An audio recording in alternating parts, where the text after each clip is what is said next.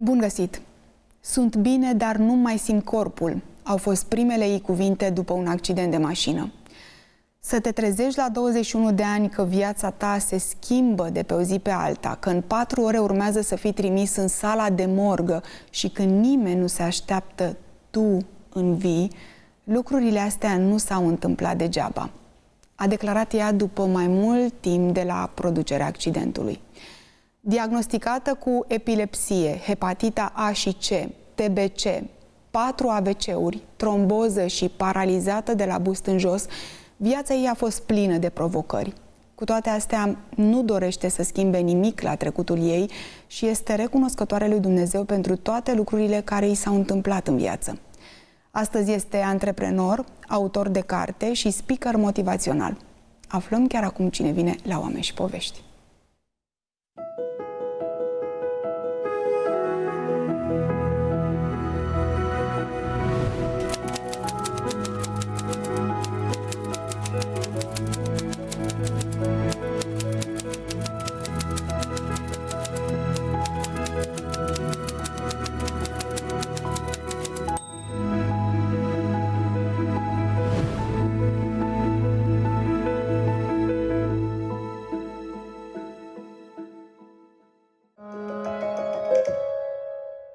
Eram căzută între scaunele din față, cum ar veni, deci în spate, dacă stau așa între scaune, îi vedeam pe ei și au început, au aprins lumina în mașină și au început să se caute, să vadă dacă au picioare, dacă sunt ok, dacă le curge sânge de undeva.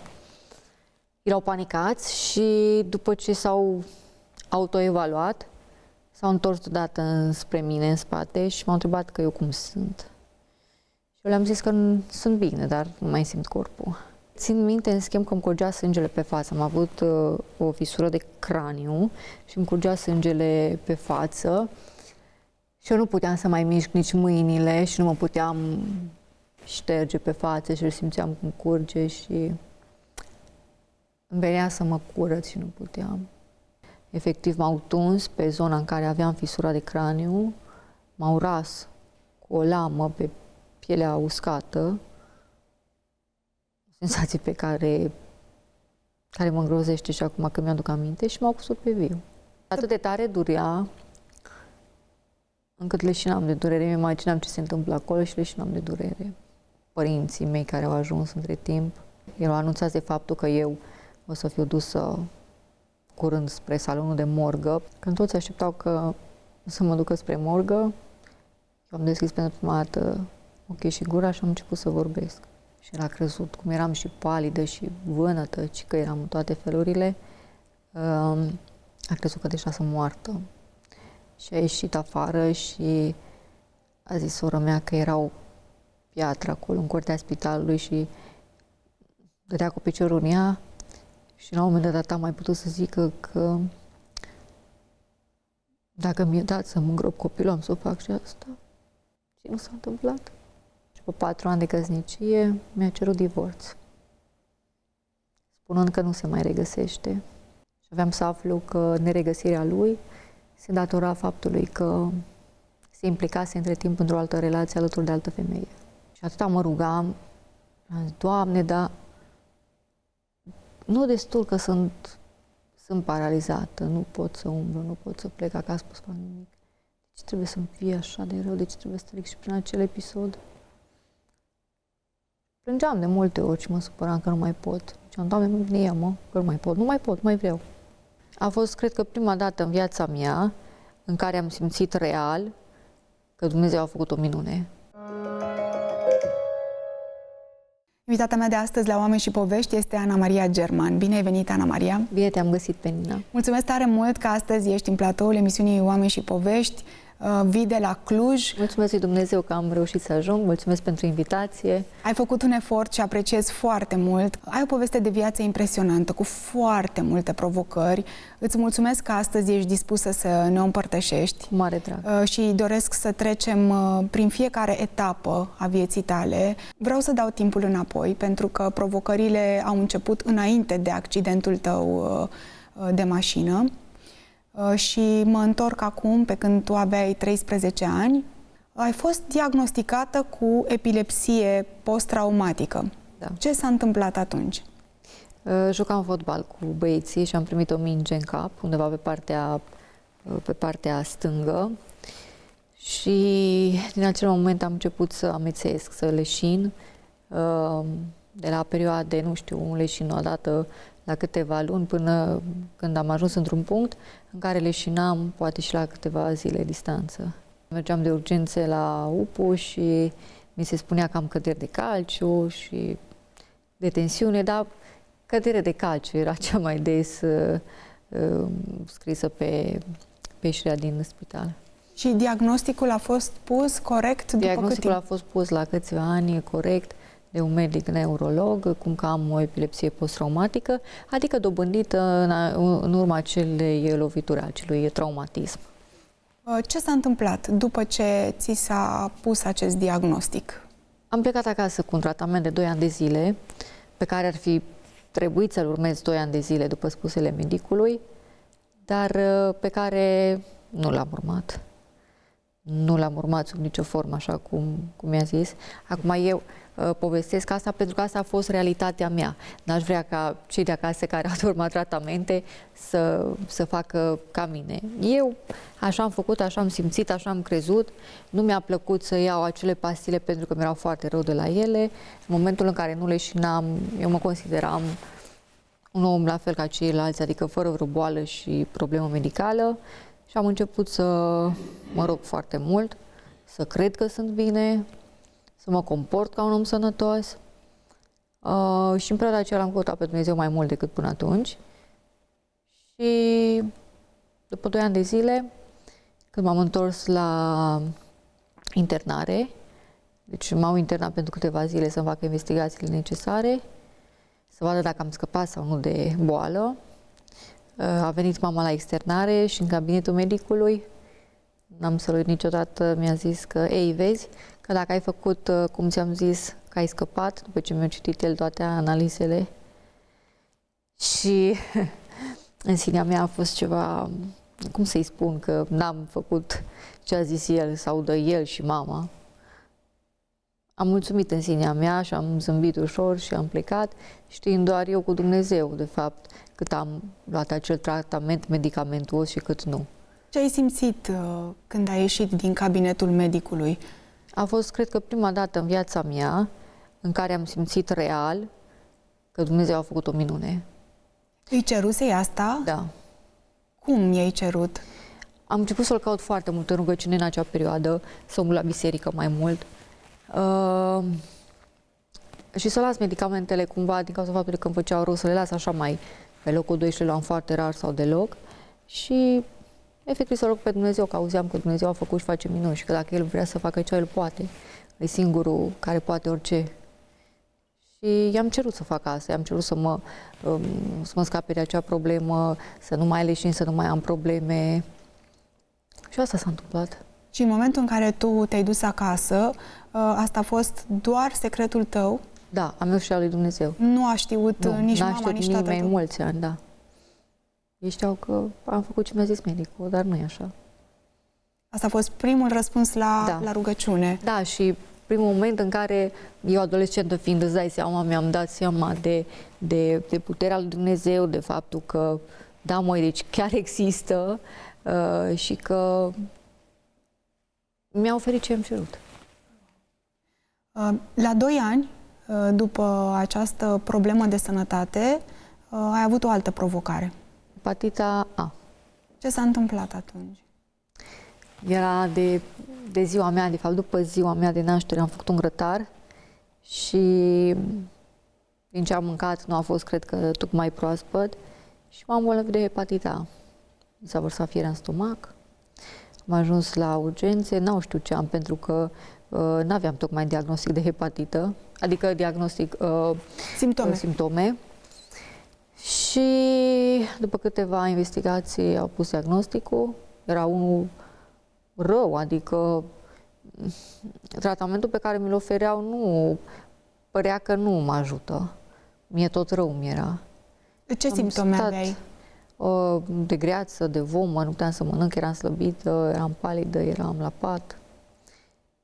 Știu că tata era în străinătate la muncă și când mama și-a dat seama că doctorii par a nu fi stăpâni pe situație, acela a fost și momentul în care l-a anunțat pe tata, pentru că inițial credeam că, fiind internată, îmi vor pune un diagnostic, voi primi tratamentul și o să treacă cu bine, o să fie ceva ușor și nu-l mai necăjim pe tata, să mai știe el, fiind și la mii de kilometri distanță. Dar în momentul în care a văzut că cumva doctorii nu sunt stăpâni pe situație și că eu nu mă recuperez, l-a anunțat și pe tata și atunci l-a venit acasă, pierdând contractul de muncă în care se angajase, pentru că dacă nu stătea până să le îndeplinească, pierdea niște lucruri și a pierdut atunci tot și a lăsat tot acolo și a venit acasă la mine. Cum te-ai simțit tu în urma tratamentului administrat? Spune-i. Foarte rău. Foarte rău. Foarte rău m-am simțit, până la un moment dat, când situația cumva a început să meargă așa spre plutire și m-am întors acasă în sânul familiei și cu pastile, dar cel mai greu a fost să mă întorc acasă cu regim alimentar.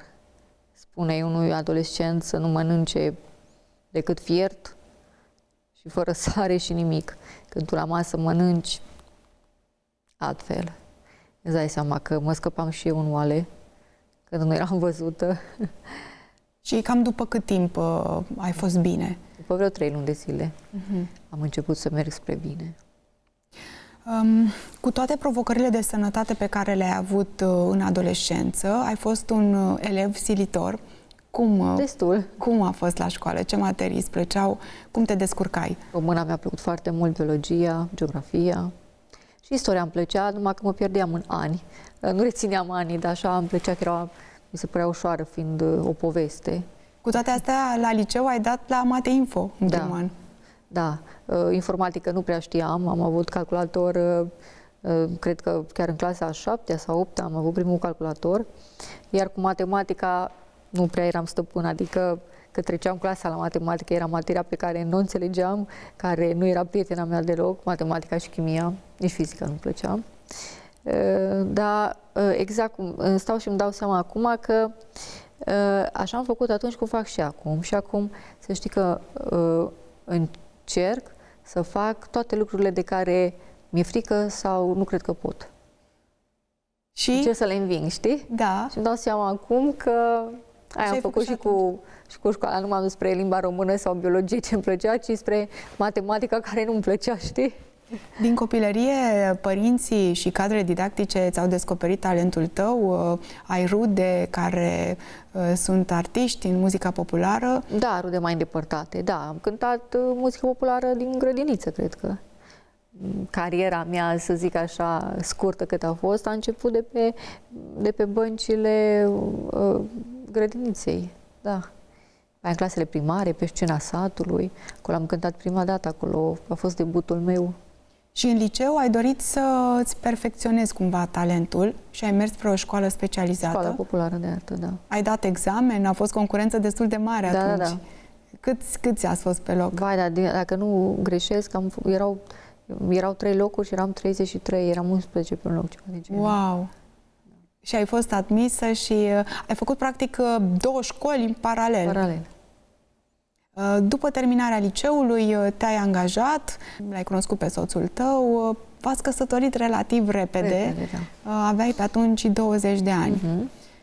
La un an după căsătorie a avut loc o tragedie în viața ta. Așa este. Ce s-a întâmplat? La 500 de metri de casă, șoferul care conducea mașina în care mă aflam a pierdut controlul volanului și s-a produs un accident, în urma căruia am fost singura victimă din mașină, care a rămas cu un diagnostic crunt pe viață, ulterior în acest scaun cu rotile. Dacă poți să ne dai mai multe detalii, deci accidentul s-a întâmplat noaptea.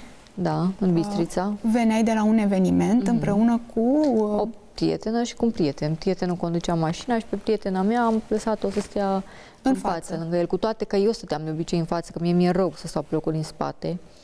Dar atunci așa ai decis? Așa am decis și din cauza faptului că ei erau singuri, amândoi, și cumva în acea perioadă s-au întâlnit prin mine și eram așa cumva să-i las pe ei să mai discute, poate se împrietenesc mai bine, știi? Și am zis, lasă că eu eram și mai slăbuță, mai micuță, zic, mă arunc eu în spate, că era o mașină cu 2 uși, nu cu 4.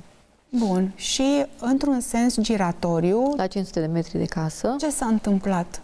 Nu știu să spun exact ce s-a întâmplat, pentru că numai șoferul știe, dacă și el știe ce s-a întâmplat. A pierdut efectiv controlul volanului, a oprit într-un indicator, apoi într-un copac și ulterior, a 3-a oară, într-un stâlp.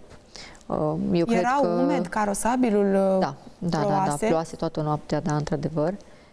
Și cred că el n-a mai frânat, ci doar a accelerat. Cred. Nu știu exact ce s-a întâmplat, dar cred că nici el nu știe. Dumnezeu știe ce a fost acolo. Ideea e că nimeni n-a pățit nimic decât eu. Eu am avut fisură de craniu. Tu ce ți-aduce aminte? Deci, Totul după impact, ce ți-aduce aminte? Totul mi-aduc aminte. Mă-aduc aminte că eram căzută între scaunele din față, cum ar veni, deci în spate, dacă stau așa între scaune, îi vedeam pe ei și au aprins lumina în mașină și au început să se caute, să vadă dacă au picioare, dacă sunt ok, dacă le curge sânge de undeva. Erau panicați și după ce s-au autoevaluat, s-au întors deodată spre mine în spate și m-au întrebat că eu cum sunt. Și eu le-am zis că sunt bine, dar nu mai simt corpul. Pe ei a prins panica și groaza, în special pe ea. Și a apărut repede și ambulanța, presa, descarcerări. Tu cum te simțeai în momentele respective? Simțeai durere, frică, teamă? Cum erai? Nu știu dacă am simțit ceva, nu mi-aduc aminte. Aveam, în sinea mea, știam un lucru. Eu n-am avut de-a face cu spitale, așa, nu știu, cu operații sau alte lucruri. Și știam că dacă s-a produs acel accident, în mintea mea era că ok, orice mi s-a întâmplat, o să merg la spital, o să mă operez, cum s-au mai operat și alți oameni și o să mă fac bine. Și că eu trebuie să rămân calmă. Deci asta îmi spunea mintea mea tot timpul, până am început să simt durere. Țin minte, în schimb, că îmi curgea sângele pe față. Am avut o fisură de craniu și îmi curgea sângele pe față și eu nu puteam să mai mișc nici mâinile și nu mă puteam șterge pe față și îl simțeam cum curge și îmi venea să mă curăț și nu puteam. La scurt timp au venit cadrele medicale. Da. Și ai ajuns la ce unitate spitalicească? În Bistrița, la urgențe. În Bistrița. Eu am făcut investigații, adormeam, să dai seama, eram cu coloana ruptă și adormeam de durere, nu știu, corpul meu intra într-o stare ciudată, mai mult adormeam, mă trezeam și tot așa. Mi-aduc aminte ca prin vis că povesteau la un moment dat cum că aș avea coaste rupte. Apoi am adormit și m-am trezit și cineva mă cosea, adică îmi curăța capul de păr. Efectiv m-au tuns pe zona în care aveam fisura de craniu, m-au ras cu o lamă pe pielea uscată,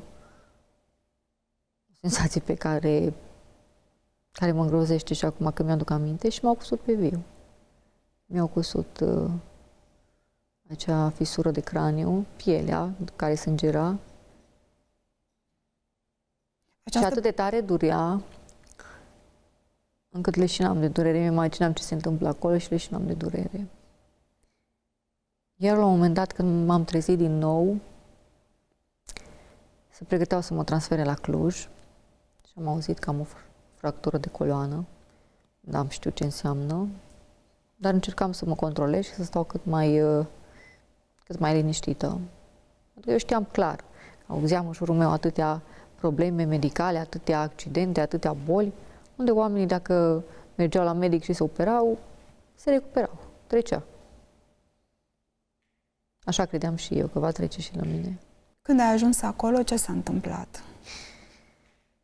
Când am ajuns acolo, m-au preluat medicii, dar nu m-au putut opera imediat, pentru că aveam nevoie de o plăcuță de titan cu care să-mi fixeze coloana. Chiar dacă eram în caz de urgență, mersă dimineața pe la vreo 5-6, cam așa era ora, cu asigurată după soț. Nu mă putea opera din cauza de acea plăcuță care exista în spital, doar că era vândută de o firmă din exterior și pusă într-o vitrină. După ambulanță a mers și sora mea, care a fost anunțată de accident, și cu un prieten care era taximetrist. Și a povestit medicul că sunt în sala de operații și că el poate să mă taie, dar nu mă poate opera pentru că trebuie să intervină cu acea plăcuță și șurube. Și sora mea întreba, ok, și ce de făcut? Păi trebuie să plătite. Să-i seama, sora mea era ridicată din pat dimineața la 4, plecată de urgență cu un taxi după ambulanță să mă prindă. Ce bani, cred că nici nu știu cum era îmbrăcată, nu că să aibă bani la ea.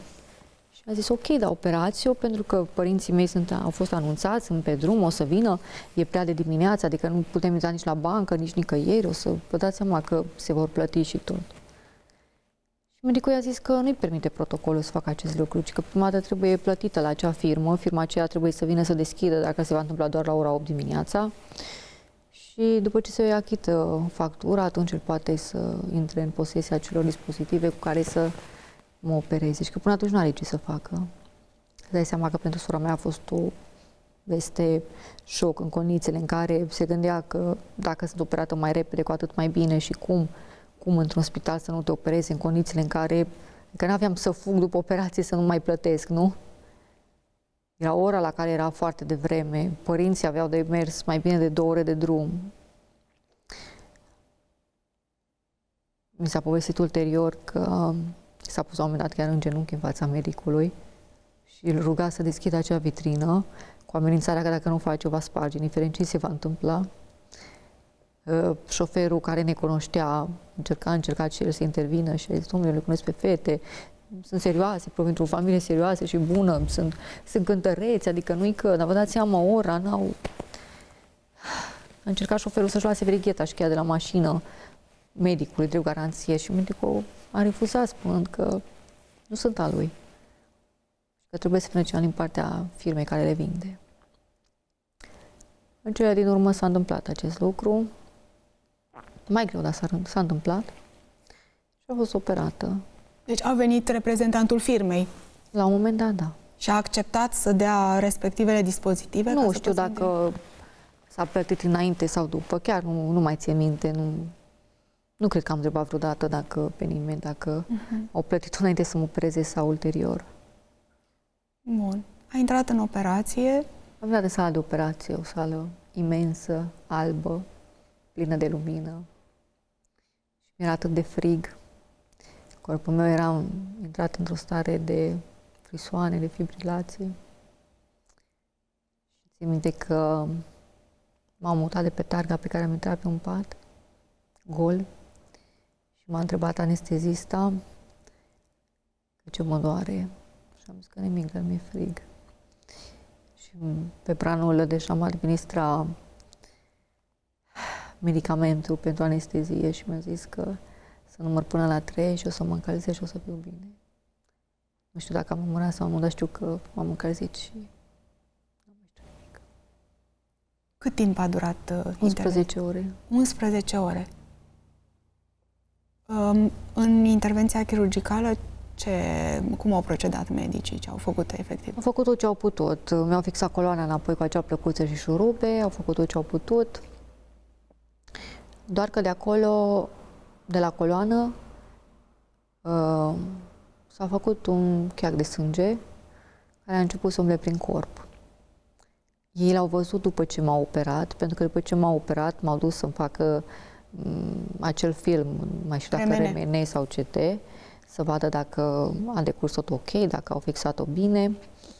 Și făcând acel film, au văzut acel cheac din sânge care umblea prin corp și avea să ajungă înspre inimă, lucru care era, din punctul lor de vedere, 98% că se va întâmpla și că acela va fi, de fapt, momentul și cauza pentru care eu voi muri.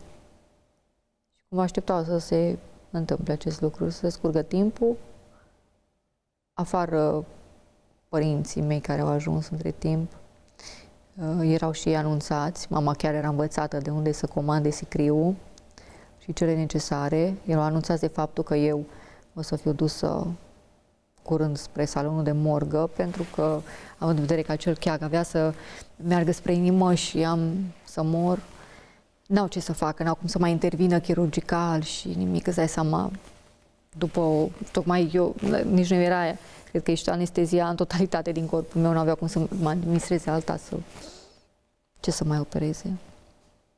Și cine i-a dat sfaturi să meargă să cumpere sicriul mamei tale? Nu știu dacă medicul sau șefa asistentelor. Cert e că a refuzat în totalitate și ea și sora mea și tata și cine ori mai fost soțul de pe vremea aceea, s-au rugat și n-au făcut asta. Și ce s-a întâmplat după 4 ore? Când toți așteptau că să mă ducă spre morgă, eu am deschis pentru prima dată ochii și gura și am început să vorbesc. Ce ți-aduce aminte? Cine era în salon?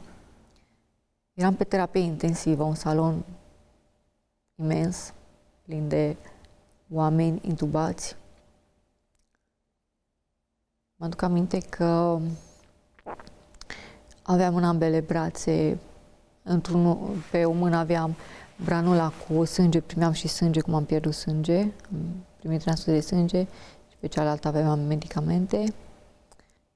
Eram învelită într-un cerșaf alb și cred că stagiarii erau 2 tineri care, pot să zic că se jucau oarecum pe acolo printre paturile bolnavilor, care nu-i deranjam că eram toți rău. Și unul își spunea celuilalt la mulți ani. Și celălalt întreba că la mulți ani pentru ce? Păi cum pentru ce? Nu e ziua copilului? Nu suntem copii încă? Acum, când mi-am adus aminte, am făcut legătura și mi-am dat seama că a fost data de 1 iunie, am avut accidentul în 31 mai și la 1 iunie spre seară am deschis prima dată ochii.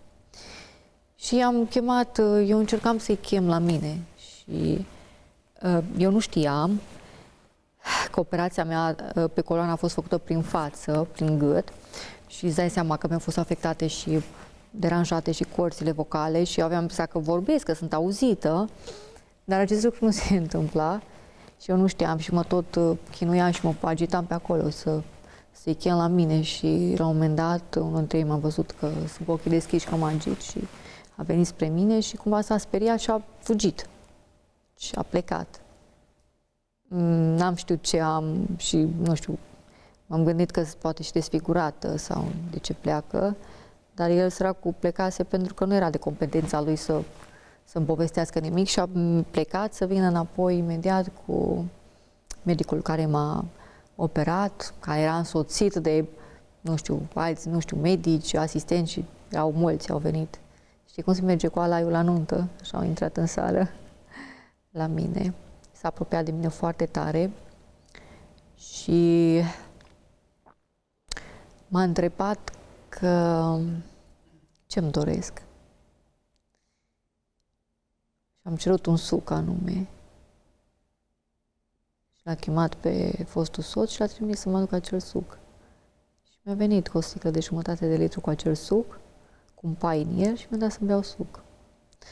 Nu mi-am dat seama în acel moment, ci la câteva zile, că știam, internată fiind de mai multe ori și cu epilepsia, că n-aveam voie cu suc în spital, cu atât mai mult cu acel suc și eram acolo și mi se dădea sucul, adică cumva această întrebare mi-a dat seama ulterior că era de fapt ca și o ultimă dorință pe care vreau să mi-o îndeplinească. Și n-am putut să beau, poți imagina că am tras din paiul ăla, că eu nu aveam putere nici să vorbesc și nimica, dar vizual am primit. Și au plecat, au lăsat să mă vadă rând pe rând pe toți și din familie. Din spusele surorii mele, tata a fost ultimul care a intrat și lui oricum nu-i plac spitalele și am adormit pe când el a intrat. Și și el a crezut, cum eram și palidă și vânătă, ci că eram în toate felurile, a crezut că deja sunt moartă. Și a ieșit afară și a zis sora mea că era o piatră acolo în curtea spitalului și dădea cu piciorul în ea și la un moment dat a mai putut să zică că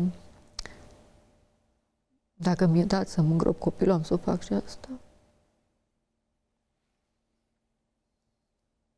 Și nu s-a întâmplat.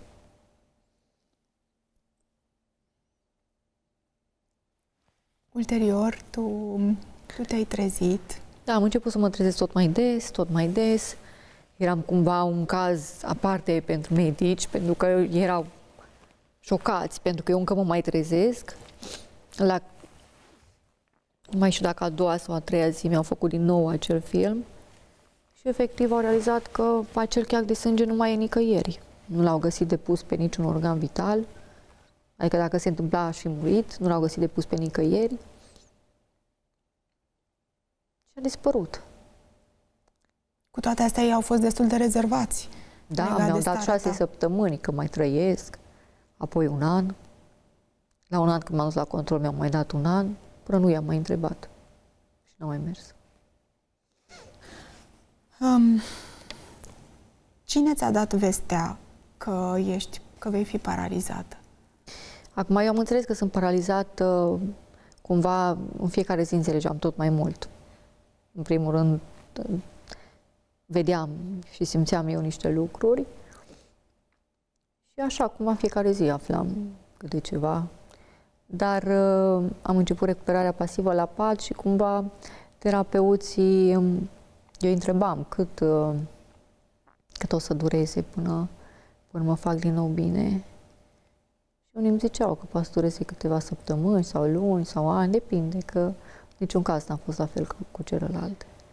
Și eu de asta mă agățam cumva că trebuie să fac ce mi se spune, să trag cu dinții, ca să mă recuperez cât mai repede. Dar când ai realizat că nu vei mai putea merge, cel puțin o perioadă de timp, că nu conștientizai cât de grav ești atunci, cum ai reacționat? Ce ai simțit?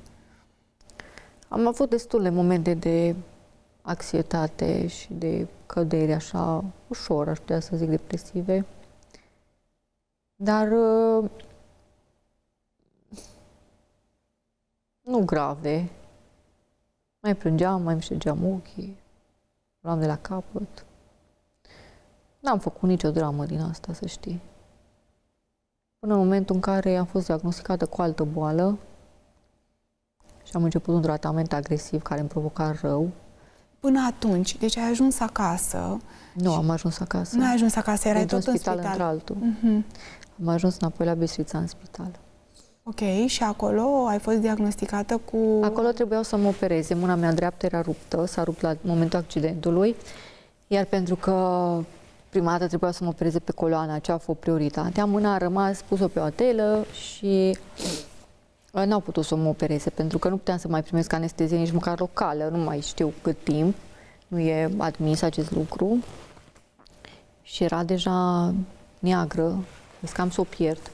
Și medicii au decis să facă investigații și să încerce să mă opereze și mâna, pentru că altfel o pierdeam. M-am dus să-mi fac o rază, să vad exact pe ce e vorba, să se pregătească pentru operație. Aveam pe mine un tricou cu pietricele pe piept și nu m-am mai dezbrăcat, că încă eram cu gulerul cervical și să nu mă mai chinuie. Mi-am făcut așa raza, oricum trebuia să-mi prind abia mâna, doar mâna. Am văzut despre ce-i vorba, m-am pregătit pentru operație, a doua zi m-au și operat, mi-au operat mâna, iar după ce am plecat de pe terapie intensivă în salon, au venit să-mi zică că a doua zi o să fiu transferat în alt spital. Ba, de ce? În ce spital? În spitalul de TBC. Spitalul de TBC. Eu știam maxim că trebuie să mă transfer în un spital de recuperare ca să încep recuperarea, să mă fac bine repede.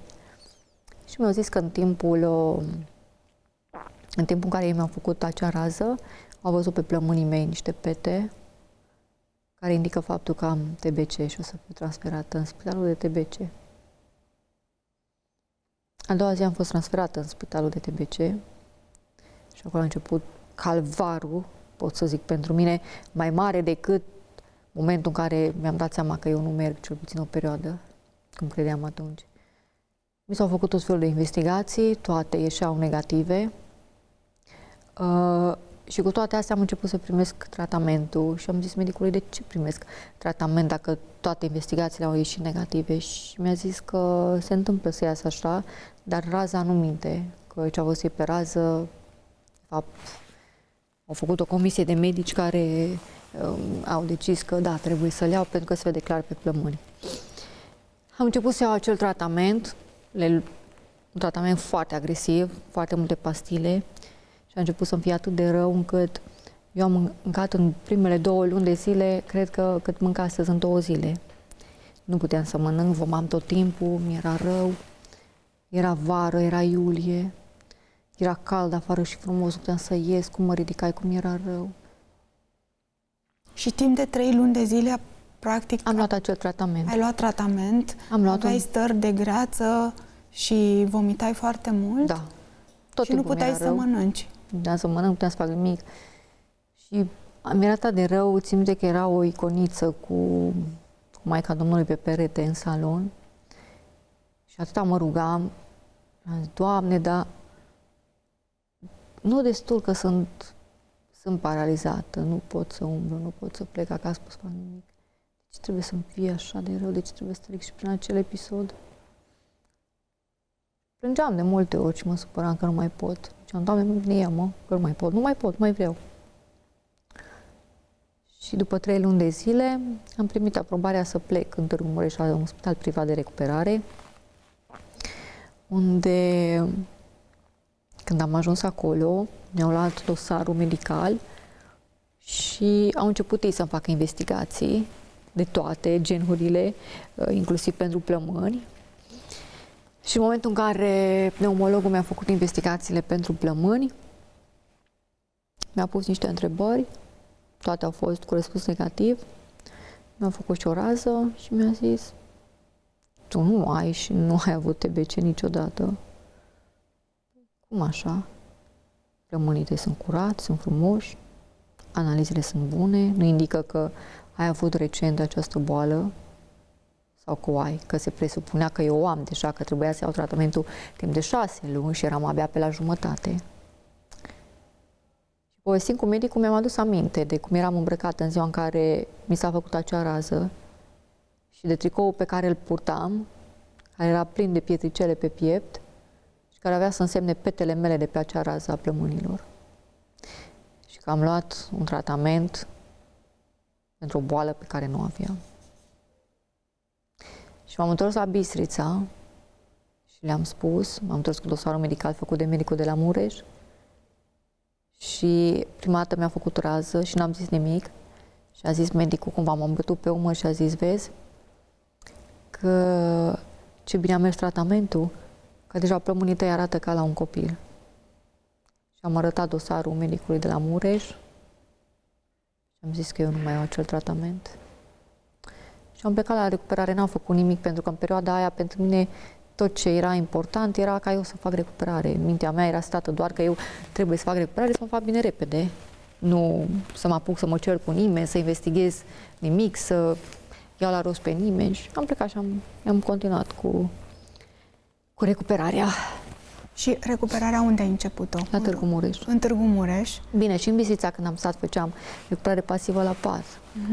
Și în Târgu Mureș cam de câte ori mergeai pe săptămână? Nu pe săptămână, am stat internată, am făcut recuperare, făceam undeva la 5 ore de recuperare pe zi. De luni până vineri. Cum erai în timpul acelor exerciții? Cum reacționai? Am început să fac exerciții atât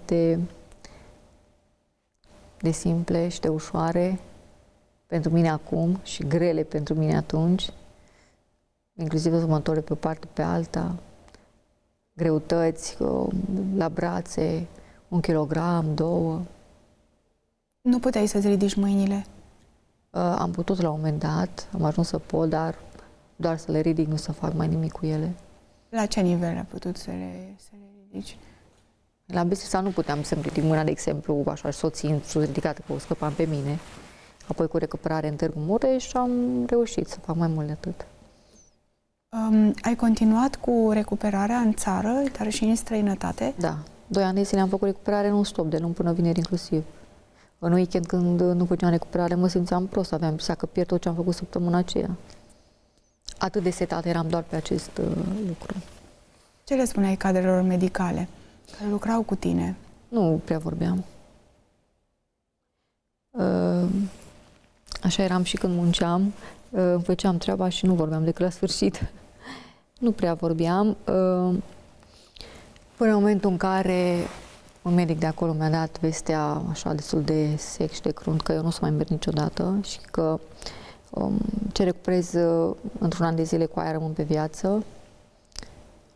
Am coborât după acel verdict în sala de sport, de recuperare, și tot ce făceam am cerut să se întâmple la dublu, adică dacă ridicam greutăți de 2 kg, am cerut să fie puse 4. Și medicul a refuzat, a zis că nu, că așa fac bărbații și că la mine două scrie în fișă. Am zis, nu contează ce scrie în fișă, sunt într-un spital privat unde plătesc și dacă nu faceți cum cer, am plecat acasă. S-au consultat acolo între ei și mi-au văzut încăpățânarea, cum ziceau ei, și au făcut cum am zis. Era foarte greu. Îmi curgeau lacrimile și mi se adunau sub barbă de durere și de greu și de neputință, că aveam și neputință la unele exerciții, dar nu m-a lăsat și atât de tare am tras. Până la ultima putere. Și rezultatele au început să se vadă. Da. Progresele s-au văzut. Așa este. Cum erai în perioada respectivă din punct de vedere psihic? Ai spus că aveai și anumite căderi. A fost și un moment când ți-a fost și mai greu? Nu cred că aveam un an de la accident. Am fost un moment în care am zis că nu mai vreau și nu mai pot și că vreau să mor. Eram acasă. Chiar am încercat să-mi iau eu zilele atunci, un episod de care nu mă amintesc cu plăcere și nici nu vreau neapărat să stau pe el, dar m-ai făcut să mă amintesc. M-a găsit o vecină cu fiica ei. M-am certat pe mine după acea întâmplare și l-am rugat pe Dumnezeu să mă ierte că mi-a trecut prin minte așa ceva și am promis că a fost prima și ultima dată. În acel moment mi-am dat seama că chiar am 2 variante. Una, să merg mai departe și să încerc să-mi trăiesc viața cât mai independent și natural. Și 2, să stau și să plâng până nu mai avea ce, până se vor sătura toți să mă vadă plângând, până îi rămâne singură, că la un moment dat că se satură și te mai caută. Și am ales varianta 1. I-ai reproșat vreodată lui Dumnezeu pentru tot ce s-a întâmplat în viața ta după 21 de ani? Nu i-am reproșat, în schimb atunci la început pot să zic că am avut cu siguranță întrebarea că de ce? Că de ce mie? Până am ajuns să zic de ce nu și mie, am întrebat și eu că de ce mie. Și cu trecerea timpului, cum a fost legătura ta cu Dumnezeu? Tot timpul legătura mea cu Dumnezeu a fost una, n-aș putea să zic ca parte, pentru că nu știu ce legătură au ceilalți cu Dumnezeu, dar pentru mine a fost una puternic strânsă. Tot timpul a fost Dumnezeu în viața mea și când mi-a fost bine și când mi-a fost greu, eu n-am uitat de El niciodată. Nu l-am căutat pe Dumnezeu numai când mi-a fost greu, să știi. Și când mi-a fost bine, l-am căutat. Cine te ajuta în treburile casnice, să te îngrijească, practic? Păi cel mai mult a fost lângă mine în acea perioadă sora mea. Pentru că ea era în orașul în care locuiam eu, și mama, și fratele meu, și fostul soț, dar sora, pot să zic, era zilnic lângă mine. În ce fel te ajuta? Adică ce puteai să faci tu? Nimic. Nimic? La toate mă ajuta. De hrănit puteai să te hrănești? Nu, la început nu. Chiar țin minte că era un moment în care n-am avut cum să cobor din casă, stăteam la etajul 2 fără lift și nu exista un bărbat, așa s-a întâmplat în acea zi, să nu existe un bărbat în preajmă să ne ajute. Și trebuia să merg la recuperare și ca să nu pierd acea zi, m-a luat în brațe și m-a coborât 2 etaje pe scări. M-a coborât în brațe să ajung la recuperare. Ca să înțelegi până în ce punct m-a ajutat. Ai ajuns și în străinătate să faci recuperare? Da, am făcut în Franța, în sudul Franței, o procedură medicală. Am ajuns de vreo 4 sau de 5 ori chiar.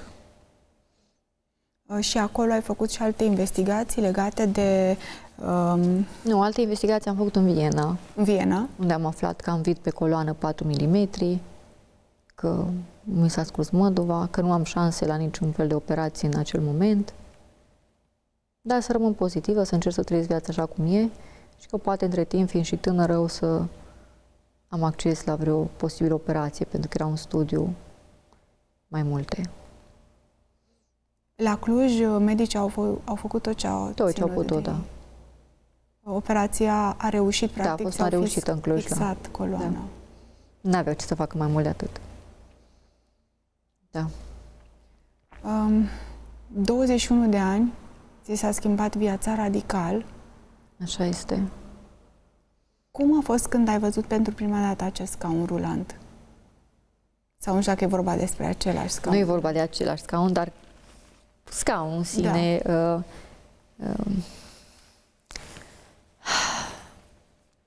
Acum, prin spitale și la recuperare cu scaunul mă plimbam, dar nu al meu. Ei, când l-am primit pe cel care avea să fie al meu, a fost altă poveste. A fost urât de el. Îl vedeam în cameră și știam că trebuie să-l folosesc și nu-mi venea. Nu venea să urc în el. Mi-a fost greu, că l-am primit, nu mai știu dacă e, dar în perioada zilei mele de naștere, cam așa a fost cu scaunul. Țin minte că l-am primit de la cineva din Anglia, niște findi ai părinților. Mi l-au făcut cadou. A vrut să contribuie și ei și să ne ajute cu ceva și au cumpărat acel scaun. Și când ai văzut acest cadou? Să primești cadou la 21 de ani un scaun cu rotile, nu e tocmai plăcut. Nu pot să-ți exprim în cuvinte starea mea de atunci. Pot să zic doar că nu mi-a plăcut. Dar am înțeles că nu am variante și nu pot să aleg dacă îl vreau sau nu, ci că e acolo și trebuie să mă împrietenesc cu el. Cum ai reușit să accepti situația și viața Nu știu cum am reușit. Nu știu cum am reușit, pentru că, vezi tu, după acel accident au urmat și alte lucruri în viața mea și nu prea s-au terminat și tot vin și au venit și le depășim pe moment pe unele, facem loc la altele și tot așa. Vreau să te întreb ce s-a întâmplat cu șoferul mașinii. Ai păstrat legătura? Șoferul mașinii mi era un prieten foarte bun, de asta și era la acea vreme cu mine și eu cu el. S-a deschis un proces, bineînțeles, și eu am cerut instanței să nu-l pedepsească. M-a căutat de vreo 3 sau de 4 ori după accident, apoi a dispărut ca din senin, fără ca nimeni să-i ceară nimic, să-i reproșeze nimic, să-l acuze de nimic. Și am mai apărut, adică ne întâlneam pe holurile tribunalului, am mai apărut la 3 ani de zile după accident, moment în care i s-a dat cu executare. Atât el cât și avocatul lui credeau că va primi cu suspendare, dar a primit cu executare, pedeapsă. Câți ani? 5 ani. Și în acel moment pe mine m-a întrebat judecătoarea dacă sunt de acord cu acea decizie. Mi s-a pus un nod în gât și n-am putut să răspund. Am început să plâng. S-a încheiat ședința și avea să fie peste 2 zile altă învățișare în care să-i se pronunțe pedeapsa și am plecat. Ieșind din sala de tribunal, a venit asupra mea să mă îmbrățișeze, să-și ceară iertare și să ceară să las să mă viziteze. I-am spus că niciodată nu l-am oprit nici eu și nimeni să mă viziteze, că a dispărut din viața mea și nu știe nimic din ce am trăit eu în acei 3 ani de zile, nu știe ce a însemnat o zi din viața mea, o oră de recuperare, urcatul treptelor 2 etaje, mersul la recuperare, hrănitul, spălatul și nimic din tot ce eu am trăit 3 ani de zile, pentru că el a dispărut. Ba mai mult, să ne întâlnim pe holurile tribunalului și nici să nu vii să mă saluți, nu l-am înțeles niciodată și am cerut și public de multe ori să-mi vorbească, să-mi zică de ce. În acel moment, pentru că nu a avut altă explicație, mi-a zis că s-a blocat. I-am răspuns că l-aș fi înțeles că s-a blocat dacă nu m-ar fi căutat deloc. Adică, efectiv, s-a produs accidentul, eu am fost dusă la spital, el a mers acasă sau unde a mers și poate în acel moment, nu știu, panică, teamă, da, atunci aș fi înțeles. Dar nu că vii și mă cauți de câteva ori și apoi te retragi. Asta n-am înțeles și am zis, întotdeauna ușa casei a fost deschisă, ai putut să mă vizitezi, cum și acum ți adică eu nu o să te opresc. Și a venit, am plecat plângând de acolo și a venit la mine chiar în acea după masă. A intrat în cameră, era, îți dai seama, ruptura aia dintre noi și să mă întâlnesc cu un om după 3 ani de zile, în primii 3 ani, care pentru mine au fost acei ani cu acceptarea la ce mi s-a întâmplat, cu toate dramele, cu cumva cei mai grei, știi? Și să vină să stea lângă mine și eu, de unde să mă apuc ce să-i povestesc? Cum să-l aduc la actualitatea zilei pe care o trăiam? A stat puțin, a plecat, mi-a zis că vine și mâine și că că să-l iert. Am zis că nu-i că nu pot să te iert, nu știu ce să iert și cum să iert, nu știu. Era o situație foarte grea. Toată familia, după ce a plecat, apropiații, cunoscuții, toată lumea cu care am vorbit în acele 2 zile, mă sfătuiau dacă îi să-l iert pentru mine să fie un aspect, dar să-l las să-și execute pedeapsa cu penitenciarul, pentru că nu e normal ca un om care a greșit și e vinovat de ceva să nu dea niciun fel de socoteală nimănui, cu atât mai mult că nu mi-a fost alături și că nu e ok, adică toți mă sfătuiau și ziceau, măi, prin ce ai trecut tu 3 ani de zile, el nu știe nimic.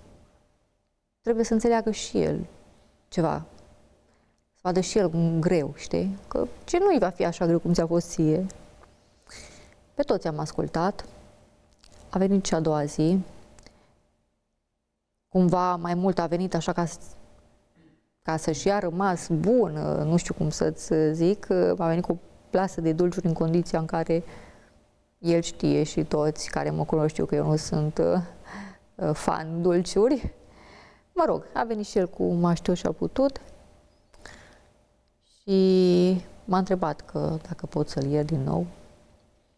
Am cal de plâns, am început să explic niște lucruri și a plecat.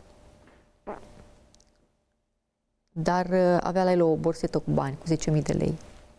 Și a zis că lasă acei bani. A fost un moment pentru mine foarte deranjant, chiar m-a supărat, pentru că eu aveam impresia, asta cred și acum, că venise cu acei bani cumva sau cel puțin atunci așa mă simțeam ca și cum să-mi cumpere iertarea, știi? Știind cumva că de mine depinde dacă cealaltă zi eu mă duc să zic că-l iert sau nu-l iert. Că de mine depinde dacă el face pușcărie sau nu și pe mine nu pot să mă cumperi. Eu astăzi, dacă nu am ce mânca, eu astăzi, dacă nu pot să mă întrețin sub niciun fel și vii și mă oferi o plasă de bani și mă pui să fac ceva cu care nu sunt de acord, dar fac că crezi că fac, că mă complac situații și că am nevoie, te înșeli, pentru că eu niciodată nu o să fac.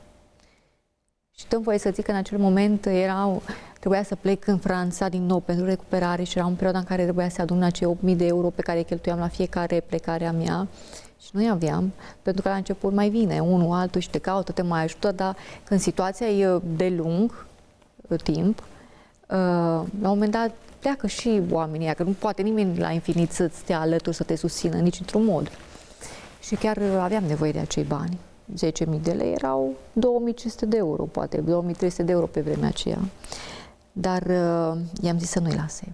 Am zis, nu, te rog, nu-i lua ca și cum am simțit ce simt și zice, nu-i lua așa, că cumva să compensezi perioada asta în care eu am plecat și știu că tu ai nevoie și greutăți și totul e costisitor și încerc să vin din urmă să compensez. Și am zis, nu, dacă îi lași, că zis că el îi lasă în casă. Am zis, nu, dacă îi lași în casă, tu nu o să ajungi jos, că banii o să vină după tine, pentru că soțul meu de pe vremea aceea era în casă și clar, urma, îl puneam să-i arunce de pe balcon după el, adică n-aș fi păstrat niciun leu în casă. A înțeles că nu-i primesc nicicum și a plecat cu ei și mă sună la câteva ore avocata mea și mă întreabă că ce pact am făcut cu inculpatul, pentru că a sunat avocatul lui și a spus că noi ne-am împăcat și că suntem ok și că el chiar mi-a dat niște bani și că ea, ca în calitate de avocată a mea, putea să facă o procedură prin care să demonstrăm instanței că l-am iertat și că nu dorim executarea lui cu penitenciar. Dai seama cât de tare m-am supărat și zic, nu e adevărat sub nicio formă, într-adevăr a fost. În casă mi-a oferit, dar n-am păstrat și n-am primit niciun ban. Și l-am sunat pe el foarte supărată și zic, de ce ai făcut asta? Zic, m-a sunat avocata și zice, nu, te rog, iartă-mă, n-am făcut nimic, dar i-am spus avocatului meu că am banii ăștia și el a zis că ar fi ok dacă tu semnezi o hârtie cum că noi am păcat și că ți-am dat banii ăștia să mă scape mine. M-am supărat foarte tare pe el și am zis, nu poți să faci asta. Mai mult, dar trebuia să mă întrebi. Adică, cum avocatul tău să sune pe avocata mea ca și cum eu am acceptat acei bani și ca și cum eu am fost de acord și tu mie nici măcar să nu spui planul. Adică puteai să zici, uite, există o variantă în caz că vrei să mă ierți, în care putem face un document care să mă scape de pușcărie, da? Să spunem asta și asta, dar nu să... și-o cerut iertare, că nu el, că avocatul a fost cu ideea și așa. Țin minte că eram foarte supărată și am zis, în cazul ăsta, transmite avocatului tău că și-a greșit profesia, pentru că toți oamenii se cumpără. Era mai supărat decât până atunci, pentru că a înțeles că cu acea acțiune m-a pierdut mai tare. Și dimineața a plecat la tribunal cu geanta pregătită pentru penitenciar. Eu m-am trezit, nu sunt matinală de obicei, n-am fost niciodată și nu cred că o să reușesc să fiu. Bine, dacă trebuie să mă trezesc pentru ceva anume, o fac, dar altfel îmi place. Până mai târziu o să stau acolo în pat. Și mi-am pus alarma telefonului seara, fără să zic nimănui. M-am trezit de vreme, mi-am sunat avocata și am rugat-o să facă orice procedură e necesară și să o transmită repede tribunalului din Bistrița, cum că eu l-am iertat și că rog instanța să-l ierte de pedeapsa cu penitenciar și să ajungă cât mai repede acolo, pentru că urma să aibă el înfățișare, nu mai țin minte dacă la 9:30 sau la 10. A intrat avocatul lui în sală pentru că a fost o întâlnire fără public. Și a ieșit de acolo spunându-i că du-te și pupă-i mâinile și picioarele și ce vrei tu, că mi-a explicat ce procedură am făcut și ce s-a întâmplat și că datorită mie a decis instanța, pentru că i-am zis că-l iert, că să-i dea cu suspendare. Vă dați seama că pentru el a fost bucurie, pentru restul a fost șoc, pentru că toți mă forțau cumva să nu-l iert. Eu am făcut efectiv ce am simțit eu, ce a simțit sufletul meu și a venit la mine în acea zi din nou, încărcat cu pungi de dulciuri și țin minte că stăteam în fața patului, era un televizor și a dat pe un program anume unde era ceva meci de fotbal și era mare fan acestui joc și efectiv a stat lângă mine pe un scaun și s-a uitat la televizor. Și am simțit că e cumva acolo forțat, obligat, că nu-i că vrea el. A plecat în cele din urmă și când a plecat i-am dat un mesaj pe care l-am și astăzi, cred că în telefon, în care am scris că să nu mai vină niciodată la mine, decât în momentul în care va simți să facă asta sufletește și să nu vină forțat de nimic, că eu nu-i cer nimic și nu trebuie să se întâmple nimic, și când va simți cu adevărat că vrea să-mi fie alături și să mă vadă, atunci să vină. Și au trecut de atunci 7 ani de zile și n-a venit niciodată. Cumva acel mesaj pentru el a fost ca o spălare de mâini, ca și cum că s-a scăpat. În pușcărier mai mergea că l-am iertat și am făcut să nu mai meargă. La mine nu mai trebuia să vină, cum poate ar fi fost normal un om să vină, nu? Să continue să reia relația cu mine, s-a spălat pe mâini și acolo s-a terminat din nou relația mea cu el. De unde ai avut puterea de a ierta? Eu n-am făcut cu bună știre niciodată rău nimănui. Și nu vreau să fac rău nimănui. Nu-mi pare rău deloc că am făcut acest lucru, în contră. Nu aș fi putut să înaintez în viață și să trăiesc liniștită, culcându-mă seara să mă gândesc că el e închis, poate nu mâncat ziua aia, poate că e frig, poate că e cald, poate că eu știu ce se întâmplă acolo. Nu, niciodată. Cu ce m-ar fi ajutat pe mine? Oare cu ce m-ar fi ajutat pe mine să știu că el e închis câțiva ani? Avea să-mi ia vreo durere? Avea să-mi redea mersul? Avea să-mi redea anii pierduți? În situația asta n-avea să se întâmple nimic. Dar liniștea mea și faptul că am făcut bine în acel moment și nu rău, asta era cel mai important pentru mine. Și mi-a părut rău și nu o să-mi pare rău niciodată, chiar dacă el, timp de 7 ani de zile de atunci, niciodată n-a încercat să mai ia legătura cu mine. Ai spus la un moment dat ce avea să schimbe. Practic, nu avea să schimbe nimic la felul în care tu erai din punct de vedere fizic în momentul respectiv. Vreau să te întreb, odată ce ai conștientizat că ești imobilizată, că depinzi de alți oameni, mai ales că tu ai fost o persoană independentă, o persoană luptătoare, asta ai jucat fotbal, da, dar din punct de vedere fizic, da. acum nu mai puteai să fii ceea ce ai fost în trecut. Cum te simțeai că depinzi de alte persoane? Ți-a fost ușor să... Păi cred că și tu și toată lumea are, cred că expresia asta nu e doar o expresie când toți încercăm să fugim, să nu depindem fizic de nimeni și de nimic, nu? Că zici că nu vreau să depind de mama, nu vreau să depind de tata, de soț, de... nu? Ei, nu vrei, dar trebuie să accepti. Nici eu nu vreau, nu? Să depind de nimeni, nici fizic, nici într-un mod. Dar trebuie să accept că altfel nu am cum. Și atunci să depinzi de cineva, într-adevăr, e cel mai greu. Pentru că acel cineva nu e întotdeauna aceeași persoană. Tot timpul vin oameni, pleacă oameni. Este cineva, nu este cineva. Cu trecerea vremii au venit și alte provocări din punct de vedere al sănătății în viața ta. Ce s-a întâmplat? Am aflat că am hepatita C, o boală pe care o dobândisem în urma acelei transfuzii de sânge pe care am primit-o după accident. Se pare că nici în secolul 21 în centrele de recoltare nu funcționează treburile cum ar trebui și de undeva a ajuns o pungă infestată cu acea boală. A fost destul să fie o picătură în tot ce am primit eu și am aflat că am și hepatita C.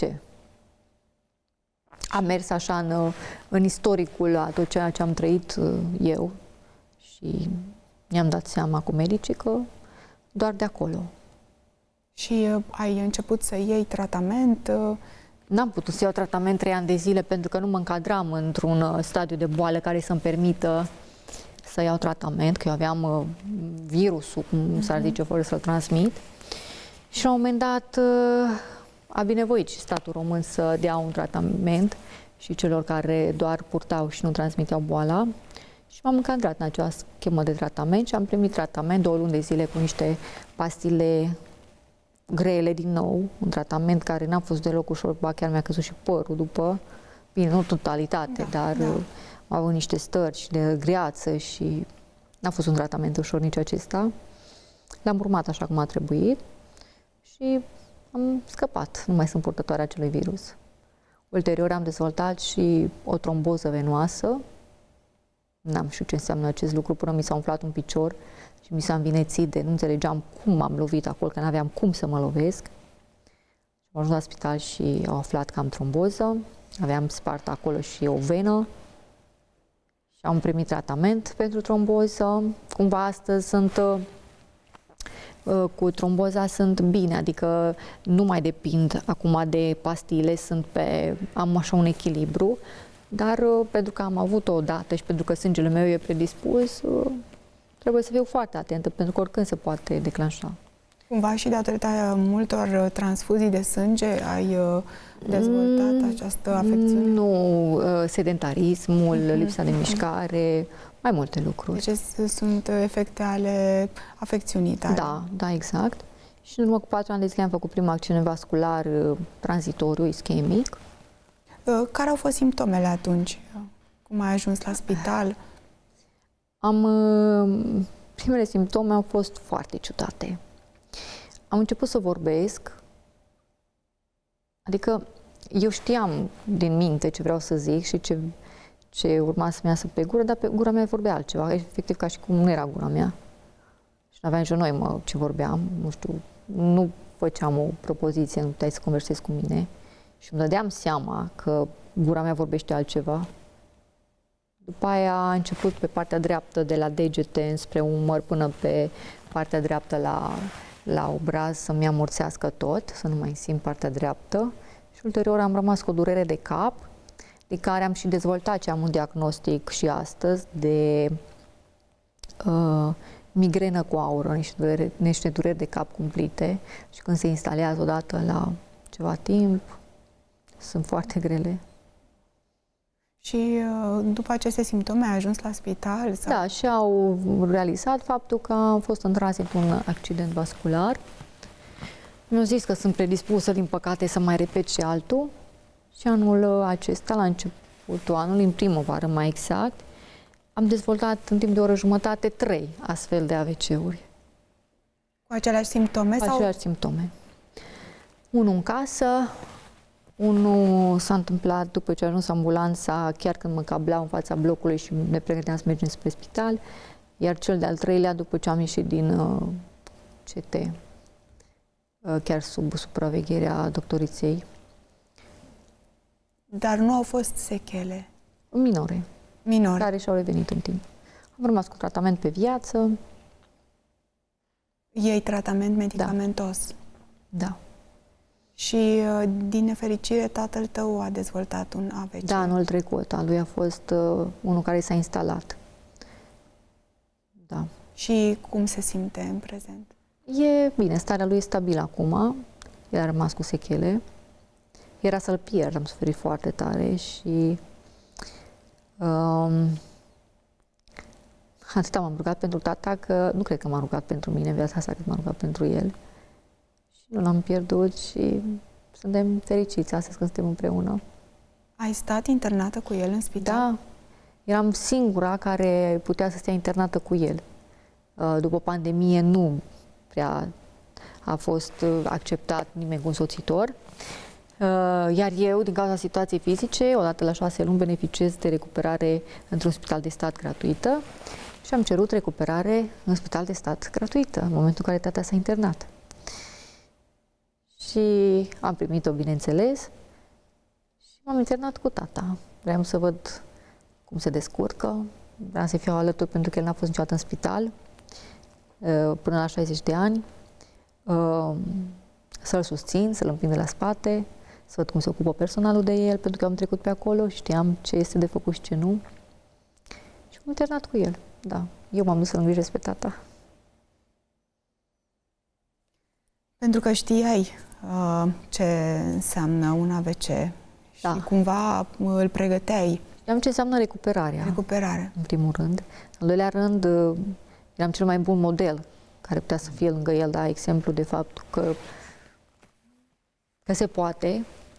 Și, în al treilea rând, să știu exact că, nu știu, că e tratat bine, că se ocupă lumea bine de el, că, na, În spitale, din păcate, se mai întâmplă și nereguli și eu sunt foarte, foarte atentă și mă implic foarte tare și am vrut să-l îngrijesc eu. Și am reușit. Pe lângă provocările fizice, accidentul, ai rămas paralizată, multe afecțiuni care au urmat în viața ta, ai trecut și prin 2 divorțuri. Da. Primul soț, practic când a fost accidentul, aveați 1 an de la căsătorie. Ați mai rămas împreună cam cât timp? Păi aveam vreo 5 ani jumate, cam așa, când am divorțat de căsnicie. A fost o urmare a ceea ce ți s-a întâmplat? Crezi că dacă nu aveai acest accident, dezbundământul era același? Cred că da.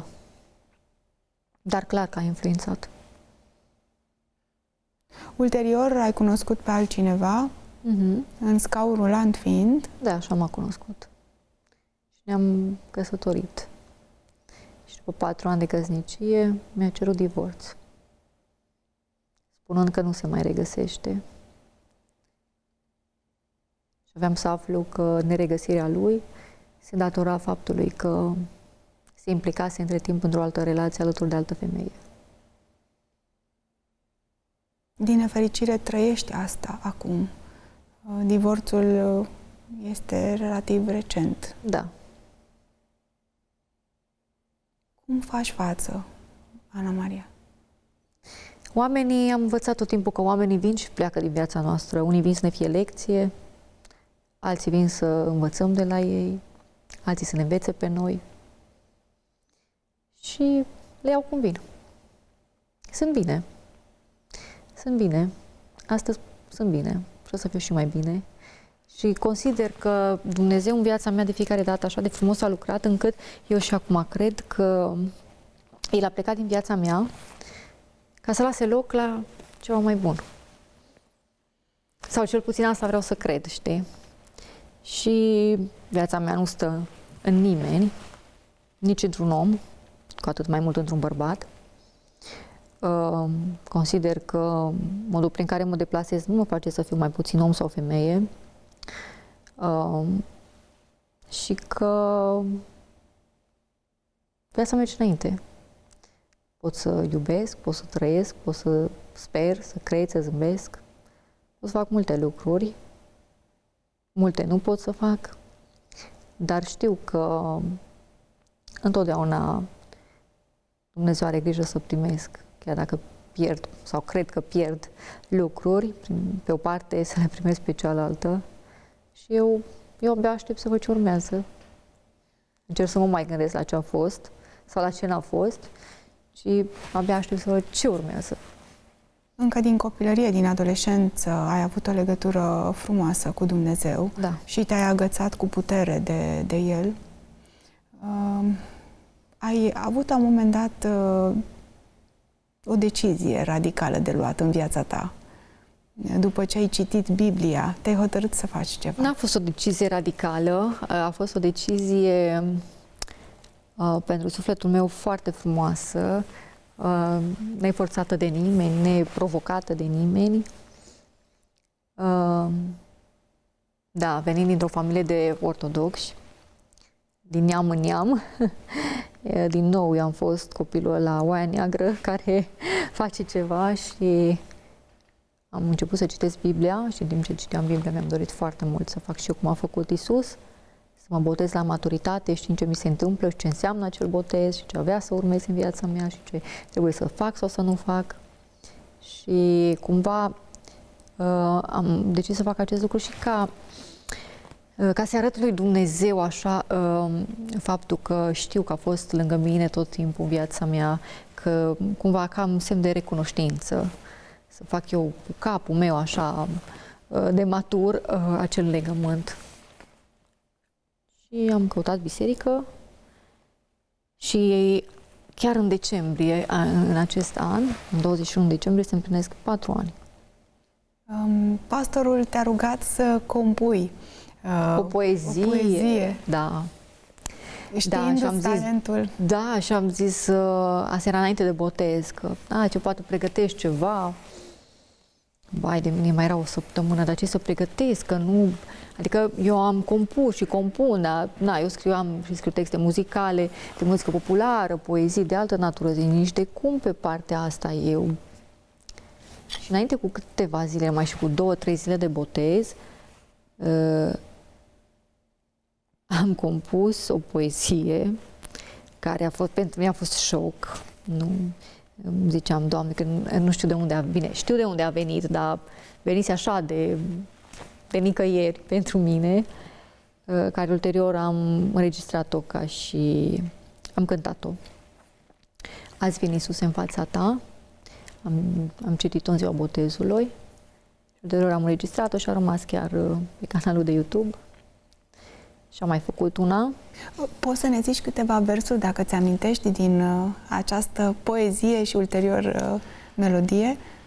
Azi vine Iisuse în fața ta, o Domnul meu cel prea iubit, te rog, ascultă ruga mea și iartă-mă de am greșit, ceva de genul, nu mai știu.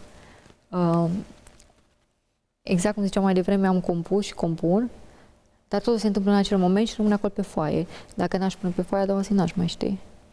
Nu le învăț, nu le știu. Cum te-ai simțit după botez?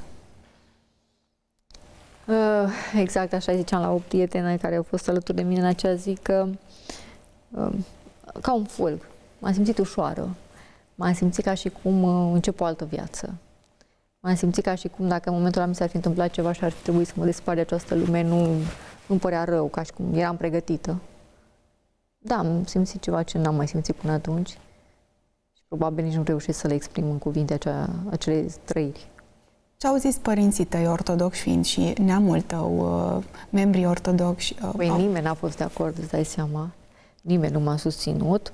În cele din urmă am avut discuții peste discuții și le-am zis, fiți bucuroși că mă duc să fac ceva pentru Dumnezeu. Adică nu mă duc în discotecă, nu mă duc să-mi fac mie ceva rău sau cuiva. Tot la Dumnezeu, spre Dumnezeu mă duc. Adică ce poate fi rău? Și se știe că eu sunt mai încăpățânată de fire și nu prea ascult neapărat ce mi se zice și mi-am urmat fără doar și poate această dorință și nu am ținut cont de părerea nimănui. S-a schimbat în vreun fel viața ta după ce te-ai botezat? Ai simțit o legătură mai puternică cu Dumnezeu? Sau pur și simplu... Tot timpul a fost o legătură puternică între mine și Dumnezeu. Familia mea e o familie credincioasă, am mers la biserică de mică, dar dacă ar trebui să zic că s-a schimbat ceva în viața mea, nu știu ce să zic că s-a schimbat, că Dumnezeu tot timpul alea rânduit pe toate. Dacă a fost nevoie să fie cineva lângă mine, să fie un om, să se întâmple ceva, tot timpul s-a întâmplat, a lucrat prin oamenii Lui. Acum, după botez, dacă vin să zic că câte lucruri am trăit din nou, ai zice că nu a fost nicio schimbare, poate, știi? Dar da, pentru mine și pentru sufletul meu și pentru liniștea mea a fost. Da, te referi la provocările care au urmat. Da, da. Și la suferința pe care ai îndurat-o, atât fizică cât și psihică. Da. Pentru că 2 divorțuri, dezamăgire în cuplu și problemele de sănătate care au urmat. Când poate vorbești cu o altă persoană și spui, îl iubesc pe Dumnezeu, și în același timp persoana respectivă spune, ok, dar unde e Dumnezeu când... Mi s-a întâmplat de multe ori, da. Nu ne lasă Dumnezeu să trecem prin lucruri prin care nu trebuie să trecem. Și chiar dacă sunt grele sau dureroase, are un plan cu noi. Poate că în momentul ăla nu ne dăm seama și vedem doar negru. Poate că planul nu e pentru noi. Poate că e pentru cineva din jurul nostru. Poate trebuie să lucreze pentru cineva de lângă noi. Nu? Poate suntem doar unealtă de care El se folosește. Dar cine sunt eu să-L întreb pe El de ce și cum? El știe mai bine. În acest an, în luna aprilie, ai înregistrat un videoclip. Da, la biserică la noi. A fost imediat după ce fostul soț mi-a zis că vrea divorț. M-am adunat și am zis că vreau să fac ceva pentru sufletul meu.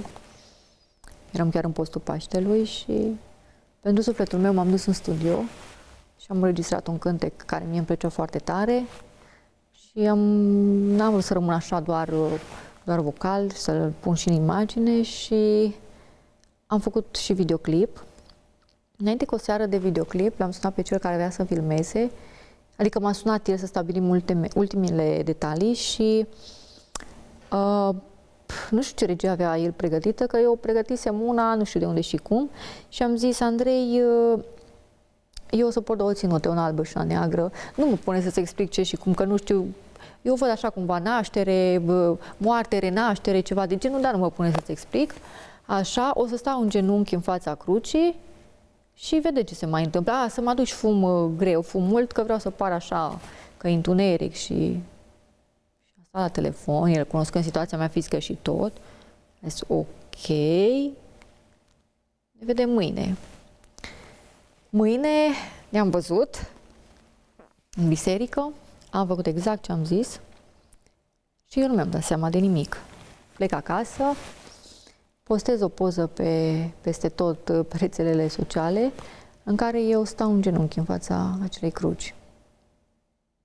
Și am început să primesc mesaje și comentarii și mesaje în privat de la persoane care sunt în situația mea și m-au întrebat cum ai reușit să stai în genunchi, pentru că fiind paralizat de la piept în jos, n-ai cum, că n-ai echilibru, dacă n-ai de ce să te susții, n-ai cum să stai. Și în acel moment mi-am dat seama că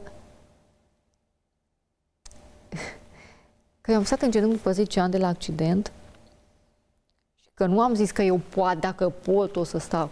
Eu am zis clar înainte cu o seară că eu o să stau și o să fac asta. Și exact așa s-a întâmplat. Și pentru mine a fost o minune. După 10 ani să pot sta în genunchi, neajutată, a fost o minune. Că ei mă întrebau ce ai făcut, ce faci, cum reușești să facem și noi. Am crezut. Am crezut și am zis că asta se întâmplă și aia s-a întâmplat. Vom urmări și noi 2 minute din acest videoclip. Urmărim și revenim.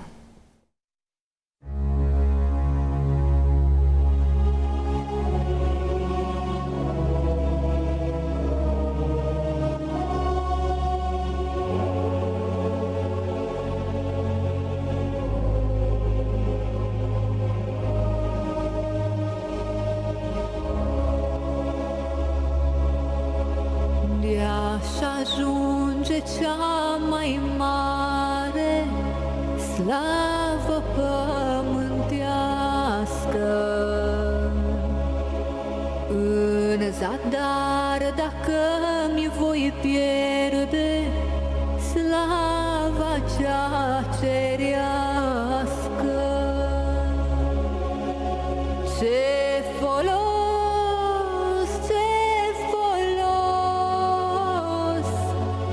slavă fără de Hristos, ce folos, slavă fără de Hristos.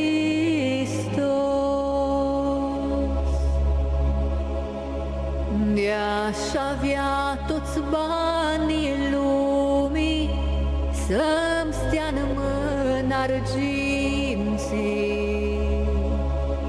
în zadar, dacă mi lipsește aurul credinței, ce folos, aur fără de Hristos, ce folos, aur fără de Hristos.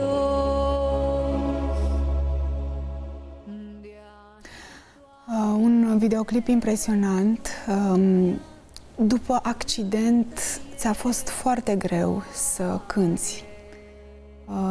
Din ce cauză? Din cauza paraliziei. Fiind paralizată de la piept, nu mai pot să susțin aerul în diafragmă și să-l controlez și atunci mi-e foarte greu. Cum ai reușit să înregistrezi acest videoclip? Păi, au trecut de la accident câțiva ani și între timp mi-am mai redobândit acel control. Și când înregistrez în studio, înregistrez o strofă, iau pauză, respir, mai înregistrez una și tot așa până termin. Ai un talent pe care l-ai moștenit. De la mama. Da. Și pe care îl folosești. Ai spus că ai început să compui. Da. Compun texte muzicale, câteodată și linii melodice, scriu poezii. Cam asta fac noaptea când nu dorm. După accident și după recuperare, ai început să devii activă și să te auto-întreții. Ai lucrat ca moderator TV și producător. Și producător la o emisiune. Da. Unde, mai exact? Postul când eu am început să lucrez era local, apoi a devenit regional și ulterior chiar național. Când am plecat de la el era național. Cum a fost pentru tine perioada respectivă? A fost o experiență aparte, ca toate experiențele, de fapt, că dacă te uiți așa în tot ce am făcut sau fac, niciun job și nicio provocare n-are legătură una cu cealaltă. Și pentru aproape niciun an n-am nici pregătire școlară, dar când vrei să faci ceva, prin muncă poți să faci. Ești antreprenor. Ai o afacere cu... O mică afacere. Să nu se creadă că... Cu lavandă. Cu lavandă, da. Te rog să ne spui. Am dezvoltat-o în urmă cu 8 ani de zile, am înființat Cultura în Curtea Părinților. Am început cu produse care le puteam face în curte, cum ar fi săculeții cu flori uscate, după aia am dus florile în distilărie și am făcut apa florală, uleiul esențial și în fiecare an dezvoltam câte un produs nou, până când am ajuns la un portofoliu de 16 produse, unele proprii, altele prin colaborare. Cum merge? A mers foarte bine. În acest an, din păcate, n-am reușit să fac stoc pentru că a fost un an foarte greu pentru mine, din mai multe puncte de vedere și nu m-am putut organiza să fac stoc de produse, chiar dacă avem flori, dar cu siguranță la anul o să-mi reiau și această pasiune și activitate și lavanda din Dumbrava o să meargă mai departe. Ai înființat și o asociație. Da, am înființat o asociație prin care am avut de gând și am de gând să susțin și să ajut în special copiii. Întotdeauna toate cazurile sociale din online, de exemplu, toate m-au mișcat, pentru toate am donat mereu cât am putut și ce am putut și am făcut ce am putut și la un moment dat am avut un vis cu un copil blond cu ochi albaștri care mă provoca să fac asta. Am înființat-o, n-am reușit să fac minuni în ea încă, dar probabil că dacă a trebuit să o fac și dacă am făcut-o, vor urma acțiuni prin ea, mai mult decât am reușit să fac până acum și o să încerc să fac mai multe. Astăzi ai venit cu prima ta carte. Da. Se intitulează 31 mai, data la care am învins moartea. O carte unde tu povestești în amănunt viața și provocările prin care ai trecut. O carte adevărată. O carte în care am scris doar adevărul despre mine. Am început cu copilăria, cu adolescența și cu tot ce s-a întâmplat până astăzi. Autobiografie reală, din care cititorii se pare că au luat foarte multe. Am și lăsat în spatele cărții câteva foi not prin care să îți scrii anumite lucruri după ce o citești și, fără să-mi dau seama, poate prea tare, cartea este una motivațională, inspirațională și multe alte recenzii pe care le-am primit de la cititori. Ai aici un citat foarte frumos. Dumnezeu nu ne trimite disperarea ca să ne ucidă, ci ca să trezească în noi o viață nouă. Ai început să scrii la această carte în urmă cu... În urmă cu 8 ani de zile am început să scriu alături de o prietenă. Am scris, cred că vreo 3 pagini, 4, ceva de genul, după care n-am mai făcut, nici nu mai știu din ce motive. Ea s-a mutat din oraș și a rămas așa o dorință neîndeplinită. Iar anul trecut am cunoscut o prietenă, pe Denisa Bereschi, care și ea lansase o carte de curând și am discutat despre cât e de greu și ce înseamnă să scrii o carte și ea m-a susținut în totalitate. Unde o pot găsi? Pe site-ul care îmi poartă numele, anamariagerman.ro. Am site acolo unde se poate comanda cartea și o trimit oriunde în țară. Ai o comunitate frumoasă în online, aproape 50.000 de urmăritori pe Instagram, cei care te doresc să te urmărească, Ana Maria German pe Instagram. Acolo postezi diferite momente din viața ta. Postez destul de des, am avut perioade în care vorbeam zilnic, acum anul ăsta pot să zic că și de acolo am lipsit, dat fiind faptul că a fost un an mai încărcat și mai greu, dar îmi reiau activitatea și acolo încet și da, îmi place așa să-i țin aproape de mine pe oameni, să le arăt ce înseamnă să trăiești într-un scaun rulant, ce înseamnă să ai o viață așa, ce, nu știu, să motivez. Poate că ăsta a fost scopul meu în viață, știi? Să motivez, să încurajez, să... Sunt convinsă că ai motivat persoane care poate au trecut prin aceeași situație în care treci și tu. Și nu doar. Poți să-mi dai un exemplu pe scurt? Da, pot să-ți dau un exemplu care îmi vine mereu când sunt întrebată despre un băiat care după accident s-a mutat la casă, adică când a ieșit din spital, familia lui deja a vânduse apartamentul și era mutat la casă cu curte și după ce m-a văzut la o emisiune TV, a venit să-mi scrie pe Facebook că el nu-și cunoaște vecinii, că stă acolo de 5 ani de zile, că el nu are viață activă, că nu iese în oraș, că nu iese la restaurant, că nu iese nicăieri. Și că datorită faptului că m-a văzut pe mine, că m-am dus și să apar public în fața oamenilor, că am avut curajul acesta și toate lucrurile pe care le fac, a început și el să iasă și îmi trimitea poze, uite, astăzi sunt în parc, astăzi m-am dus să văd nu știu ce lac și multe exemple și ca el au fost și sunt mulți. Ai participat și într-un lungmetraj, ai fost o actriță. Da, am avut un rol secundar feminin într-un film ce, din câte știu, se va rula în cinematografe la începutul anului 2024. Știu că ai planuri pentru un serial, dar nu pot să dezvălui. Nu am planuri, am proiect, da? Dar nu pot să povestesc multe, da. Toate la timpul lor. Cu siguranță. Sunt deschisă spre orice proiect. Ana Maria, pentru ce ești recunoscătoare astăzi? Pentru tot. Sunt recunoscătoare pentru tot, pentru șansa la a doua viață, că pot să zic că o trăiesc pe a doua. Sunt recunoscătoare pentru familie, pentru prieteni, pentru toți oamenii cu care am contact, pentru tot ce se întâmplă și s-a întâmplat în viața mea, sunt recunoscătoare. Ai vreun regret? Nu am niciun regret. Sau dacă ar fi să am, dar nu pot să-l numesc regret, că e prea mult, poate timpul pierdut cu anumiți oameni, știi? Că timpul nu-l mai recuperăm, dar nici acolo, pentru că chiar dacă nu-mi place, și acel timp tot în folosul meu a fost, cu siguranță. Așa cum am zis mai devreme, că oamenii trec prin viața noastră din diferite motive și cu anumite scopuri și atunci, dacă mă gândesc mai bine, nici timpul acela nu e unul pierdut, poate. Dacă ar fi să dai timpul înapoi și ai avea posibilitatea să schimbi ceva la trecutul tău, ce ai schimba? N-aș mai schimba nimic.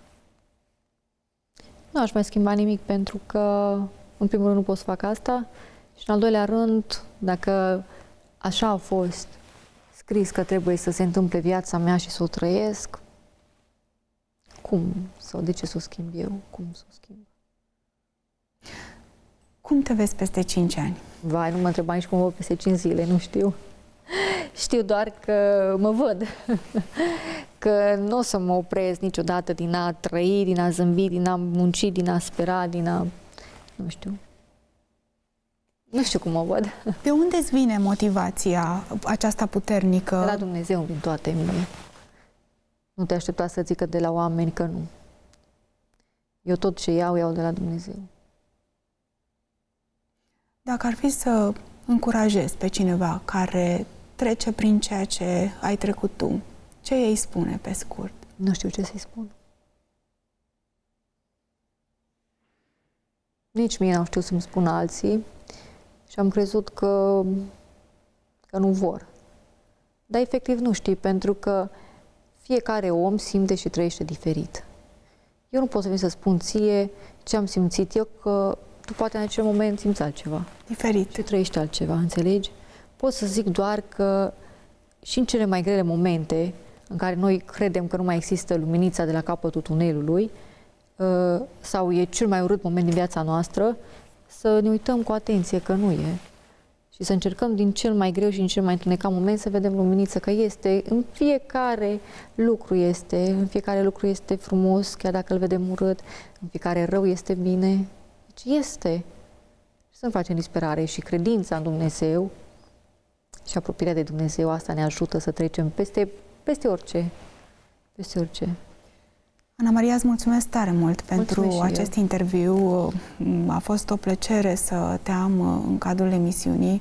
Îți mulțumesc pentru vulnerabilitatea ta, pentru toate detaliile pe care ni le-ai dezvăluit astăzi aici. Chiar în premieră unele. Da, a fost...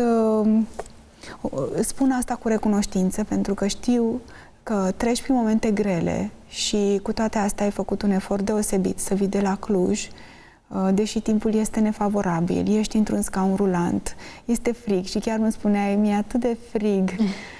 Însă, cu ajutorul Dumnezeu ai reușit să vii și să înregistrăm aceste emisiuni care cu siguranță vor fi în folosul celor care le vor urmări. Îți urez multă sănătate. Mulțumesc frumos, asemenea. Dumnezeu să fie alături de tine exact așa cum a fost. Doamne ajută. Și sunt convinsă că ne vom întâlni peste ani și vom povesti lucruri și mai frumoase. Doamne ajută să se întâmple așa. Succes în tot ceea ce faci. Mulțumesc încă o dată. Mulțumesc. Doamnelor, domnilor, atât pentru astăzi. Noi ne dăm întâlnire data viitoare la aceeași oră, aici la Oameni și Povești. Numai bine!